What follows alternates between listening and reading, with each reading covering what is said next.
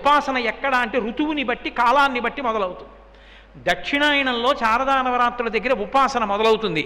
అక్కడ నవరాత్రులు మళ్ళీ ఉత్తరాయణ పుణ్యకాల ప్రవేశమునకు ముందు వచ్చేటటువంటి వసంత నవరాత్రుల యందు పూర్తయిపోతుంది. అదొక చక్రం ఉపాసనలో, మళ్ళీ నవరాత్రి చక్రంగా తిరుగుతుంది. ఈ తిరిగేటప్పుడు ఈ ఋతుధర్మం ఆవిష్కరింపబడకపోతే అసలు మీకు ఉపాసన నడవదు, ఆంతరవృద్ధి ఉండదు, బయట వృద్ధి ఉండదు. మొక్కలు పెరగవు, కాయలు కాయవు, పళ్ళు పండవు, చల్లతనం ఉండదు, వెన్నెలు ఉండదు. ఎప్పుడూ ఎండే కాసేసింది అనుకోండి, నీళ్ళు ఎక్కడుంటాయి? ఆవిరైపోతాయి. రెండూ తప్ప మూడోది లేదనుకోండి, మీరు ఎప్పుడు సంతోషంగా ఉంటారు. అందుకని శీతాకాలం వచ్చి చంద్రుడు బాగా ప్రకాశించాలి. చెట్లకు ఆకులు తమంత తాముగా రాలిపోతే తప్ప చీడాపీడా పోయి మళ్ళీ స్వచ్ఛమైన ఆకులు పెట్టుకోవడానికి ఉండదు. శిశిర ఋతువు రావాలి, వస్తే తప్ప అది వాటికి ఆహార కేంద్రం. అవి పుచ్చిపోతే చెట్టు పాడైపోతుంది, ఆకులు వదిలి ఆకులు పట్టుకుంటాయి. శిశిర ఋతువు ఋతుధర్మాన్ని బట్టి ప్రకృతి మారిపోతుండాలి. కాలస్వరూపమంతా మారిపోతే మళ్ళీ సుబ్రహ్మణ్యుడు అయిపోతాడు, నెమలి వాహనం మీద షడాననుడైపోతాడు. కాలతత్వము సుబ్రహ్మణ్యుడు, ఋతుధర్మము సుబ్రహ్మణ్యుడు, ప్రకృతి సుబ్రహ్మణ్యుడు, పరబ్రహ్మతత్వంగా మళ్ళీ షణ్మత స్థాపనాచార్యులై శంకరాచార్యులు వారు ఎందుకు కౌమారం తీసుకొచ్చారో చూస్తే పరబ్రహ్మతత్వంగా ఆవిష్కరింపబడతాడు. అలాగే అంత తేలికైన వాడు, అంత ఉదారుడు. అందుకే కావడికి మురిసిపోతాడు. తులామాసమని, తులా అంటే తక్కెడ. తక్కెడ దేనికి గుర్తు అంటే సమానత్వానికి గుర్తు. తక్కెడ ఎప్పుడు ఇలా పట్టుకుంటే ఒక పక్క ఒరిగిపోయింది అనుకోండి, రెండూ సమానంగా లేవని, రెండు సమానం అయ్యే వరకు వేయడమో తీయడమో చేస్తూ ఉంటారు. రెండూ సమానంగా ఉంటే తుల, రెండూ సమానంగా ఉండడం అంటే జ్ఞానం. తులామాసమునందు సుబ్రహ్మణ్యుడికి సంబంధించిన ఉత్సవాలు ఉంటాయి. షష్ఠి ఉత్సవాలు చేస్తారు. ఆరుముఖముల వాడు షష్ఠి ఆయనకిష్టం కాదు, షష్ఠి ఆయన తత్వావిష్కార తిథి. ఆయన తత్వము షష్ఠి ఎందు ప్రకటనమవుతుంది. ఆ కావిడి పట్టుకుని పెడతారు. అది ఇడుంబన్ వృత్తాంతము అని ఒక వృత్తాంతం. పళని ఓ రాక్షసుడు అగస్త్యుడు ఏదో కొండ పట్ట రావడం, సుబ్రహ్మణ్యుడు కొండ మీద కూర్చోవడం, చూడడం, ఆయన్ని ఏదో ఓడించడం. అప్పటి నుంచి నేను ఇక్కడే కూర్చుంటాను, ముందు నా దర్శనం చేయాలి, తర్వాత నీ దర్శనం చేయాలని వరం ఇవ్వడం.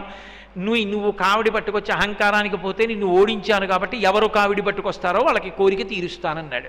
అందుకే ఇప్పటికే పాల కావిడి, పెరుగు కావిడి, తేనె కావిడి అని చెప్పి కావిళ్ళు పట్టుకుని తమిళ దేశం వైపుకి మీరు వెళ్ళి చూస్తే 200 కిలోమీటర్లు కూడా కావిళ్ళు పట్టుకుని ప్రయాణం చేసి పెడతారు. కావిళ్ళు పట్టుకుని వెడుతున్న వాళ్ళకి అన్నం పెట్టడానికి అన్నశాలలు ఏర్పాటు చేసి వంటలు వండి అన్నం పెడుతుంటారు. అంత అద్భుతమైన ఉత్సవాలు ఉన్నవాడు, మహనీయమూర్తి, అభిషేకాన్ని పొందేటటువంటి వాడు, చందనాలంకృతుడు. ఎన్ని విశేషాలు ఆయనకి సంప్రదాయంలో, ఆరాధనలో. అంత గొప్ప మూర్తి, చాలా గొప్పవాడు అని ఒక్క మాటని. ఆయనకి మనం చెయ్యగలిగినది ఏమిటి అంటే త్రికరణ శుద్ధిగా అంజలి ఘటించదభూసురాన్వయమణి సద్బంధు చింతామణి మనకి రుక్మిణీదేవి నేర్పింది కదూ. 5 జ్ఞానేంద్రియములు, 5 కర్మేంద్రియములు, ఈ రెండిటిని చేర్చి 11వదైనటువంటి బుద్ధిని చేర్చి ఇలా ఉంచి నమస్కరిస్తే 11ంటిని ఆయన ముందు ఇలా పెడితే చాలు, సంకేతపరంగా అనుగ్రహిస్తాడు. ఏ మాట అక్కర్లేదు. అంత గొప్ప తత్వం సుబ్రహ్మణ్య తత్వం. నేను ఇంకా సుబ్రహ్మణ్య తత్వము సంతానకారకత్వము, సుబ్రహ్మణ్య తత్వము వేదనాదము, అసలు అద్భుతం అది. ఇప్పటికీ మోపిదేవిలో ఆశ్చర్యం జరుగుతుంది. ప్రధానమూర్తి కింద కలుగులో ఉంటుంది పాము, అందులో ఉంటాడు. వాయువుని వింటూ ఉంటాడు, వేదనాదాన్ని వింటూ ఉంటాడు. మంత్రాలు చదివేటప్పుడు దోషం ఎక్కువ వచ్చిందనుకోండి, స్వరంలో దోషం, కోపం వచ్చేస్తుంది. ఎవరిని ఏం చేయడు, కోపం వచ్చి అలుగుతాడు. అలిగి కలుగులోంచి బయటికి వచ్చేస్తాడు. బయటికి వచ్చేసి ఎదురుకుండా తొట్టు ఉంటుంది, అందులోకి పోయి పడుకుంటాడు. నేను లోపల ఉండనంటాడు. నాదం తప్పు వస్తోంది, స్వరం తప్పు వస్తోంది, నేను విన్నా మంత్రం అంటాడు. అప్పుడు వచ్చి మళ్ళీ స్వరంతో చదువుతారు మంత్రం. చదివి తప్పు అయిపోయిందయా క్షమించు, నీ యథాస్థానాన్ని చేరమని అడుగుతారు. అప్పుడు ఒకసారి మళ్ళీ ఆ బుట్టలోంచి పైకి లేచి మళ్ళీ వెళ్ళిపోతాడు. అందరూ చూస్తుండగా జరుగుతుంది. మోపిదేవిలో కిందే ఉంటుంది కలుగు, అందులోనే పడుకుని ఉంటాడు. అందరూ చూస్తుండగా బయటకు వస్తాడు. స్వరం తప్పినా, అనాచారం ఎక్కువైపోయినా బయటకు వచ్చేసి అలకపాంపు ఎక్కి పడుకుంటాడు. మళ్ళీ వెళ్ళి వేదం స్వరంతో చెప్తే లోపలికి వెళ్ళిపోతాడు. ఆ నాదాన్ని ఇష్టపడతాడు కాబట్టి సర్పరూపంలో పడుకుంటాడు. చిన్న అపరాధం జరిగింది, ఒకసారి బ్రహ్మగారిని నిగ్రహించాడు. ఆ కారణానికి వచ్చి పుట్టలో పడుకొని ధ్యానం చేశాడు. అగస్త్యుల వారు కనిపెట్టారు. అది మోపిదేవి క్షేత్రం, కృష్ణా జిల్లా. వేదనాదానికి అంత ఇష్టపడతాడు. అందుకే వేదం చదువుకున్న వాళ్ళు, వేదాన్ని ఆమ్నాయించేసేవాళ్ళు ఎక్కడుంటారో అక్కడక్కడ సర్పరూపంలో తిరుగుతూ ఉంటాడు. నాకు ప్రత్యక్షంగా తెలుసు. గొప్ప వేద పండితుడు ఉండేవారు. ఆయన వేద పన్నాలు చెప్తుండేవారు శిష్యులకి. ఒక ప్రత్యేకమైన భాగం చెప్పేటప్పుడు ఆయన మడిబట్ట కట్టుకుని శిష్యులు కూడా మడిబట్ట కట్టుకుని వచ్చి కూర్చుంటే పాఠం చెప్పేవారు.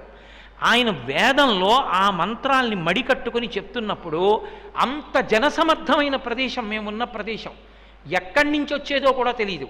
ఇంత లావునున్నటువంటి కృష్ణ సర్పం వచ్చి ఆయన పాఠం చెప్తుంటే గోడ పక్కనే పడుకుని ఉండేది పాఠం చెప్పినంతసేపు. ఆయన స్వరంతో మంత్రం చెప్పి శిష్యులతో స్వరం తప్పకుండా మంత్రం చెప్పిస్తున్నంతసేపు పడుకుని వినేది. పాఠం అయిపోయిందని సహనాభవతు సహనౌ భునక్తు అని ఆయన మళ్ళీ శాంతి మంత్రం చెప్పిస్తే అది చుట్టూ తిరిగి గడప మించి మళ్ళీ వెళ్ళిపోయి అంతర్ధానమయ్యేది. ఇప్పటికీ ఎక్కడెక్కడ వేద పండితులు ఉన్నారో అక్కడక్కడ ప్రత్యేకంగా ఈ పాము రూపంలో సుబ్రహ్మణ్యుడు తిరిగి వెలిసినటువంటి క్షేత్రాలు ఉన్నాయి. సర్వం శ్రీ ఉమామహేశ్వర పరబ్రహ్మార్పణమస్తు. స్వస్తి.